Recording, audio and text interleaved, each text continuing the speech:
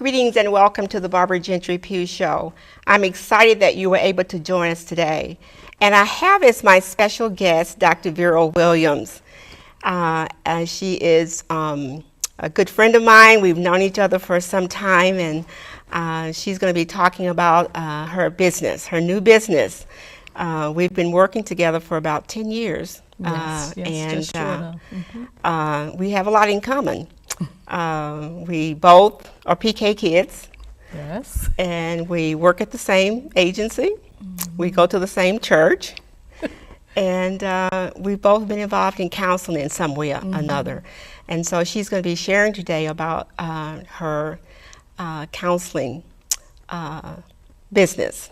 Right. So I'd just like to introduce a little bit more about Dr. Williams. She's the founder and executive director of the Bridges Respite Services.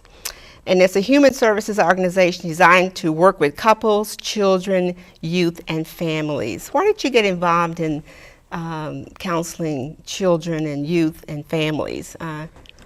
Well, I guess I started a long time ago. Initially I came into the mental health field as a crisis intervention. I was doing crisis intervention with children that were in a day program and then children that were in residential services. And I worked a lot with persons in need of supervision. And as I was working, I found myself working more with the students in the school setting. And so as that kind of progressed, I had an opportunity to kind of follow the children, in school and, kind of help them through their day.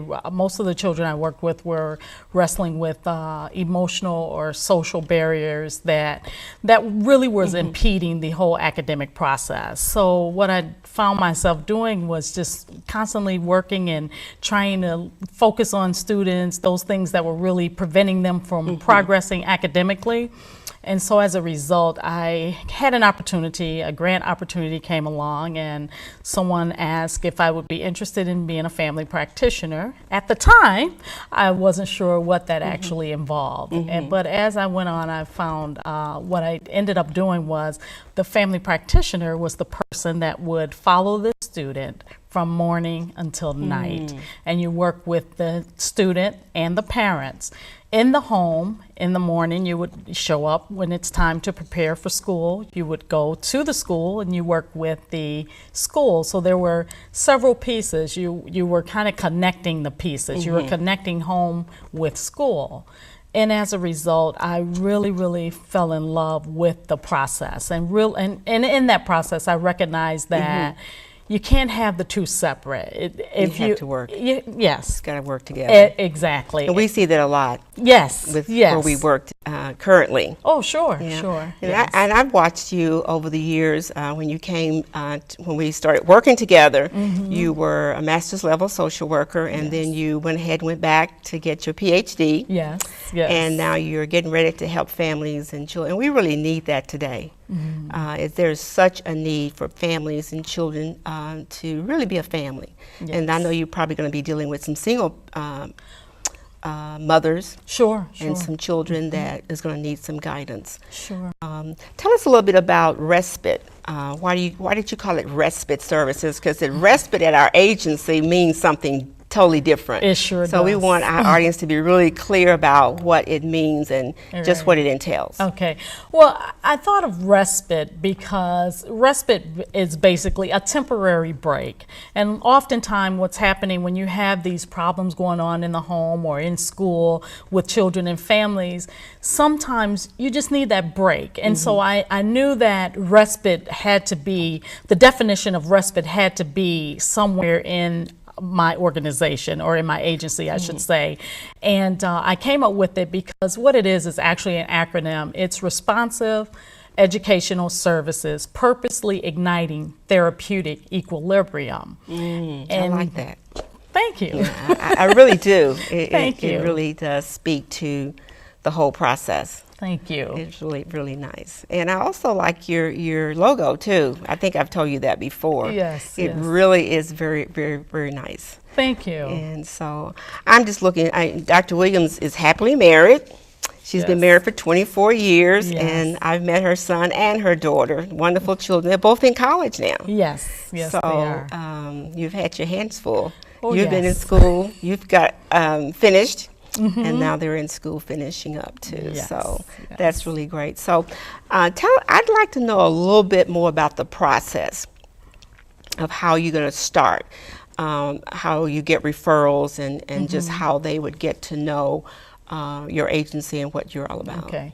Well, as I said, I'm very, very interested. I began very interested from the school perspective, where I would see students that were struggling. And one thing, I'll have to give you my passion here. One thing I found in the educational system was that we have a traditional system that has been set up for many, many years that has one structure, and it has a structure, and it's the student coming into the classroom, and the student must conform to that classroom. However, I was finding myself involved with families and students that just did not fit into that nucleus of what is called traditional education. And so what I found myself, where my passion really came in was that, why do we have a system that says if the student cannot comply to this system, then there must be something wrong with the student, nothing wrong with the system. Why can't we tweak the system a little to accommodate individuals? Now, if you are a special needs child, which is what most children get tagged if they're not able to work within the norm of the classroom. So if you are special need, you get what is called an IEP, which is an individual educational program. For me, I thought, wow, that is awesome, but why should it only be if you're not able to work within the norm of the classroom? Why should it be for those students? I think each student in a school should have an individualized program. So to meet the needs of that person. Exactly, exactly. And person-centered. I mean, it can't be to meet the need of the school. It can't be so that, we can promote our agenda, but so that we can ensure that we have students that are soundly educated and able to make a difference in society upon graduation. And so with my agency, Bridges, because I felt like we need to bridge the gap between families and school. Sometimes you'll have the family just standing over here against the school, not really sure how to engage or how to even approach the school about some of the concerns that they're having with their student at home. So I thought Bridges would be a nice opportunity to work with the school, work with those students, and some parents, I look at Bridges as an extension, another arm for the parent. We know that in education, if there's a need for a meeting or parents to come together, parents get all kinds of calls and communication when their child is not doing well in school. And that's very frustrating. It's very stressful, especially if you are talking about a parent that may have to work in the community and may not be able to come to the school every time there's a phone call. So Bridges is designed to basically be that extra arm for that parent. And parents aren't able to always take off and come to a meeting during the day. Bridges likes to work with schools and see if there's any way we can accommodate the parent schedule as well, so that everybody could come together and recognize that we're working as a team. The child is in the center of that team, and everybody has that child's best interest at heart. So if if a family member, a mother or father is having some issues with the school system, as well as a child may be having some problems, then they can access your services and you can bridge that gap between the school and the child. So how would parents get to know that you exist and that this service is available? Because it's something that I'm excited about, because I know of a lot of children that are having struggles in school. Yes. And parents don't know really where to go or what to do or how to seek help. That's a good question. And right now I can tell you that it's word of mouth. If people know me, know of my services, I started with schools. However, what we found that, first of all, let me just say Bridges, has a background in family systems therapy. And so I really like family systems therapy because it looks at the interconnectedness of the family. So if something is happening with mom, it's going to impact the way Sue behaves when she gets to school. So it basically, we wanted to use family systems therapy because it looks at the whole system, not just one individual within the system. So therefore, Bridges, what we start with the school, but then we had to bring in the counseling piece, because if you don't counsel the child and the family as a unit, then you still may see some of those behaviors that are coming up in school. They still may continue to come up because you're helping that child in the school, but then they're going back home and exactly. So whatever's happening at home is probably still going to impact what happens at school until we bring both of those entities together.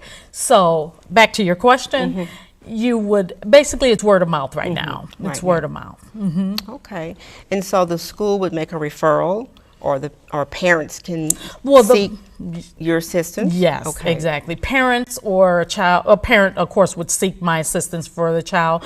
I also am a Blue Cross Blue Shield, I'm sorry, Blue Cross Blue Shield provider, as well as a Medicare provider. Okay. So some parents may seek the services under their mental health provider within their insurance, and they can seek the services, and then we can work on a plan to kind of collaborate with the schools.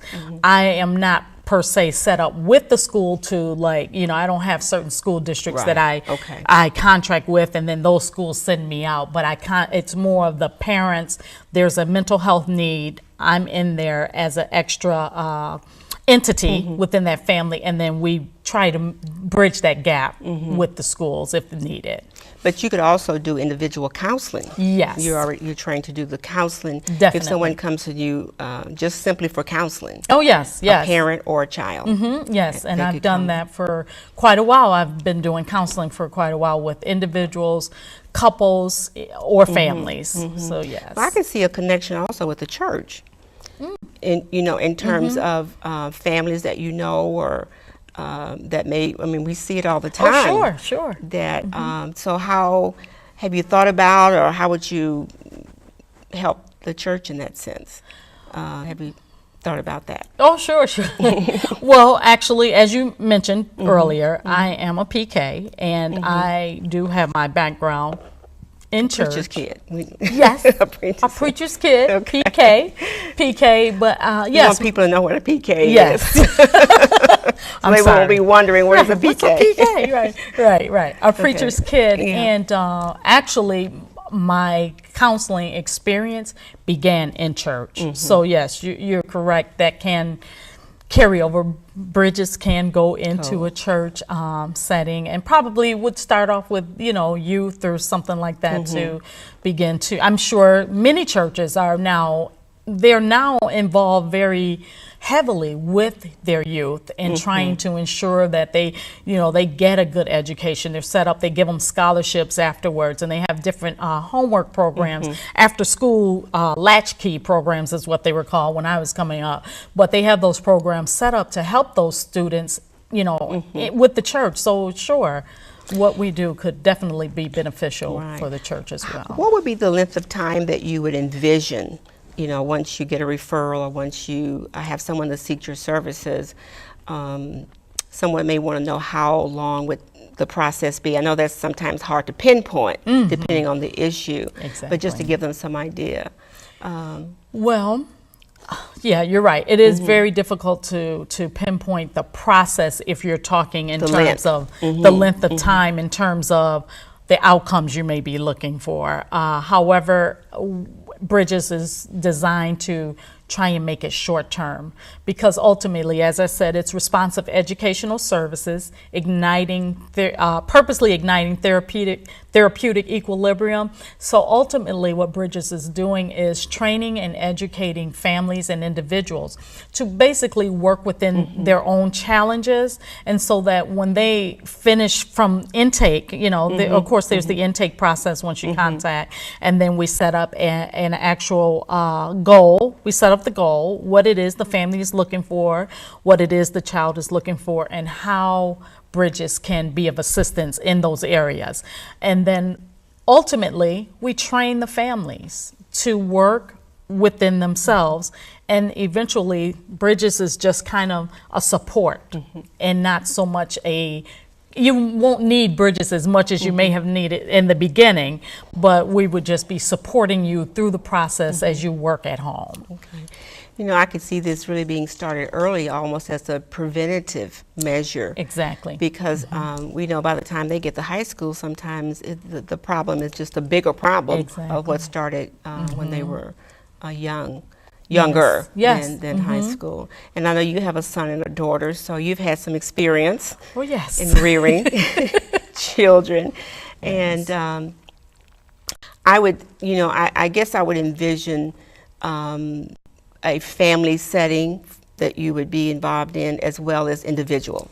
Yes, definitely. On an ongoing basis. So, Sure. Yeah, so let's talk a little bit about your preparation in all of this. I've seen you when you were stressed out about your dissertation and just persevering to that end. Yes. And I know that you also worked in New York, and I remember doing the interview with you. Yes. And I remember you talking about some of those experiences. So I guess my point is just to let the audience know that you've had some background preparation on a practical level, as well as some scholastic preparation. Definitely. As I indicated earlier, I started out in crisis intervention in New York. New York. I was in New York at that time, and we were working with what they call PENS, persons in need of supervision, and usually those teenagers that were not able to be maintained at home. They would be remanded to a residential program. And that is where I started working. However, within that program, we also had what is called the day treatment program, which is a little different than psychiatric day treatment, which is something you and I are accustomed to. However, the day treatment program was those same children that may potentially need supervision as they evolve into adolescence. Those same children were attend a school that was a specialized school for them. And I worked from pre-K up through 18-year-old, which is the age of graduation from high school. So and that's so important, to follow them, follow up, and make sure that any plan that was in place can be carried out. Yes, definitely. I know that's kind of what we're involved in as well on a day-by-day basis. Yes, making sure the plan is being followed so that you can get the end results that you need. Well, you didn't tell me about your scholastic preparation, so. Okay. Oh man, I'm trying to just forget about that a little bit. But no, scholastically, as far as some of the preparation that brought you to this point. Okay. I'll start from of course, I had my master's in social work, and you know, that process. You're aware of that process, yes, right? I'm very aware of that process. All right, so we'll fast forward a little bit. But yes, I had my master's in social work, and then I, of course, as I worked in MI, I worked with substance abuse. I actually did a research project with families who were recovering from substance use. And that research project was out of New York, and it entailed working with the parents and the children to bring the family back together after a family has been in long-term recovery. And usually that was on an intensive inpatient treatment. So what we would do was we would work with each and capture the data to see, you know, how that whole process played out, how the children felt about those parents who were absent, so to speak, because of their substance use. So I did do that, and in doing that research, I always knew in the back of my mind that I wanted to go a little further than my master's degree, because I fell in love with the research. I fell in love with gathering the data. I fell in love with understanding, you know, what the data meant, and really understanding a person's experience. So fast forward, I moved to Michigan and decided, you know what, I'm going to go on and pursue it. Kind of was just nagging and it didn't go away. So I went on and I pursued my degree after working with lots of students and families. And I thought, you know what, I want to look at, everybody talks to adults, everybody talks to parents. I wanted to talk to the children. And that is so important now because we know we call them we call children the church of tomorrow, or Sure. and all that. But if they're not prepared, if they're not trained, or if they're not counseled into a healthy relationship with parents, Sure. they're not going to have healthy relationships any place. That's true. And That is so so it's just so important to do that. And you know, counseling is my passion as well. And we've shared some of our counseling yes. experiences, and I think people just need that time to kind of get it together, so they can Yes. be a better parent, so that they can be can understand some of the needs Sure. of when children are having a difficult time. That is so true. And That so is it's just so important. So how can someone access your services, and how can you be found, and where are you Well, currently? yes, I can be reached, and I have a business card here. Okay. I can actually be reached at www.bridgesrespite.com. I can also be reached by email, Dr. V, that's DRVEE, at bridgesrespite.com. .com. Yes. And they can go to your website. They can go to the if they want website. to know about your mission statement and your vision, and Sure. just become acquainted Yes. with what you're all about. And I know that probably word of mouth is one of the best ways Yes. of getting the word out. Sure. Yes. And Yes. so you're all ready to begin to work with families and Yes. children specifically.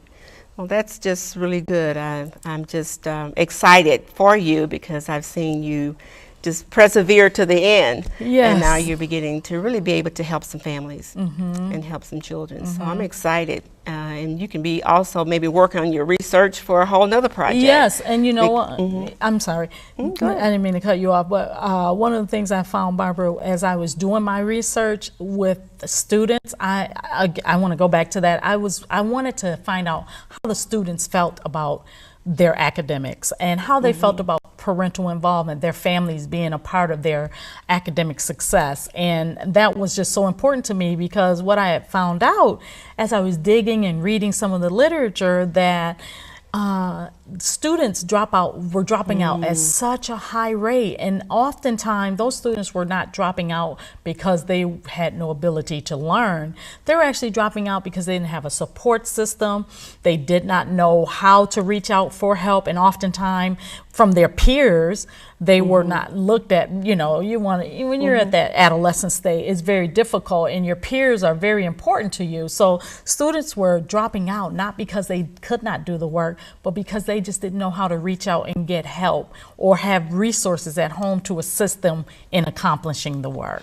And even counselors at school sometimes may not always know exactly the best place to make the referral to for a child that's having some issues in school. And that's so true with and then counselors are also expected to do more with less, which we all are, because we understand funding has been cut on many levels, on many different entities. So it's not just with education, but mental health, and you know, we see it in healthcare and all over. So funding being cut like that, counselors many times are trying to just stay above the water with students, and they may not have the time to devote and dedicate. Neither the teachers. The teachers with the classes being as high as they don't have the time to dedicate. It's not that we can't say, it would be unfair to say that they don't care. It's just that they're trying to do as much as they can with what they have. And oftentimes it's just not enough time. It's just not enough time. It's not enough resources, and even resources in schools have been cut. Exactly. So, you know, even what was provided in terms of counseling time in school for the counselor, she doesn't have that time anymore. She or he. Or he. Yes, we have to remember that. Yes, yes. So it's a valuable service, and I'm just excited for you, and looking forward to hearing about all the success. Okay, thank you. Just happy that you were able to come on the show today and share with our audience all about what you're doing. I think it's just such a valuable service, and I'm really excited for you. Thank you. Well, before we close, I also want to can I put another plug in? Because one of the other services I do offer is clinical supervision. Yes, yes. Because I do believe that Bridges Respite should impact up and coming professionals. Amen. So I do offer that clinical supervision to work with newly qualified social workers. Master's level, usually I'll offer that clinical supervision, but I will also offer it with bachelor's. The difference with a bachelor's and master's clinical supervision is that master level, I can supervise them while they do one-on-one counseling and one-on-one treatment with families, so they get a great practicum while they're being clinically supervised. So this is like their clinical practice. Exactly. You can supervise that. Okay. Yeah, just to Very enhance good. them in the competency. Okay, and they can access your services And through they can your website as well. Exactly. Okay, Yes. so if they're looking for someone to supervise them as part of their master's program in social work, you can Yes. do that. Once Okay. they postmasters. Postmasters. Yes. Oh, okay. Okay. So it's a little different than what our agency is doing in turn. Is that a different? No, it's the same. It's the same, It's the okay. same. You have to have graduated in order to receive clinical supervision. Okay, right. So once you That's true. graduate, then you get your clinical supervision so that you meet the state requirement to become fully licensed. That's true. Okay. Okay, wonderful. Well, it's been great talking with you, and I'm looking forward to hearing some wonderful things about your service, and just happy that you could come on today. Thank you for inviting me. I really enjoyed it. Thank you so much. Okay, this has been the Barbra Gentry-Pugh Show, and we'll see you next time. Thank you.